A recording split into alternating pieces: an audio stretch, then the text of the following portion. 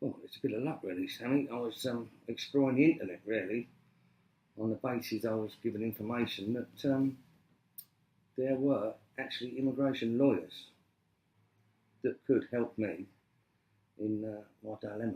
So I was put onto the internet. I think it was 1992, really. I had an opportunity with a business friend of mine to start an air conditioning company.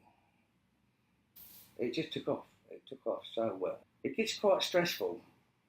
I never had a formal education, so it was quite stressful to run a company of that magnitude for me. The bigger the turnover, the bigger the staff, the bigger the offices, and it got very stressful. So I used to take these opportunities of stress to go out to Australia. Prior to my offence, I would go out there every year.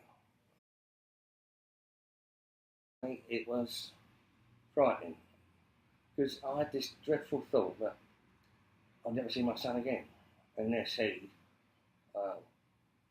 was successful and obviously come over it, but it was out of my hands. I had no control over when I'm going to see my son. And I then went on the internet and had a look at the people that have made applications to the immigration board in Australia and their outcomes.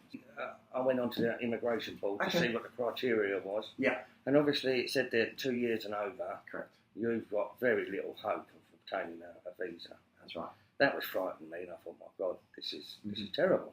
I then went on and individual cases of people that have tried to play the game where they've gone out there, not declared their offences, and been stopped in the airport and then deported back on the next flight home. And I was at such a low ebb. I was told by a friend that there are immigration lawyers that specifically deal in cases of my nature.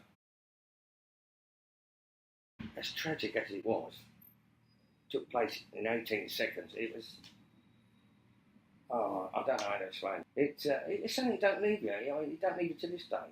You'll be in the church and you'll say, God forgive me. It's going walking down the road and you have a thought flash through your head. And we met and we started the process, which I believe took nearly 2 years. You done it all, Sammy.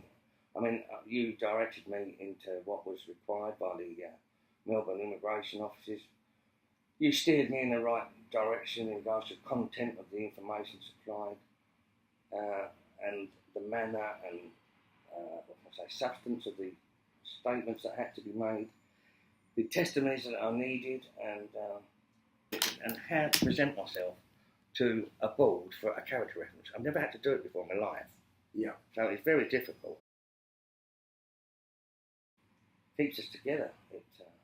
Without it, there's going to be very little contact, phone, WhatsApp and video links, but it's not the same. Like I said in my letter to you when we was granted the visa, it's I don't even think your offices appreciate, the happiness and the gratitude that we feel once we received that grant of visa. It was stunning. It just meant so much to all of us. Yeah, all I can say is that you're no different than me because you think that there is no hope, there's nowhere to go. You start to despair and don't know where to turn. You even consider chancing your luck by going out there and not filling out the boarding pass. And then you know how that ends up in the end by reading that forums on the internet. It fails and people get sent home. But that's how desperate you get, and that's how you start to think. And so you offered a glimmer of hope. I can't express the gratitude.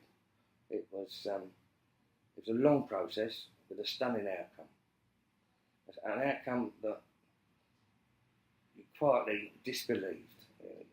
I'm just grateful for a visa to travel there.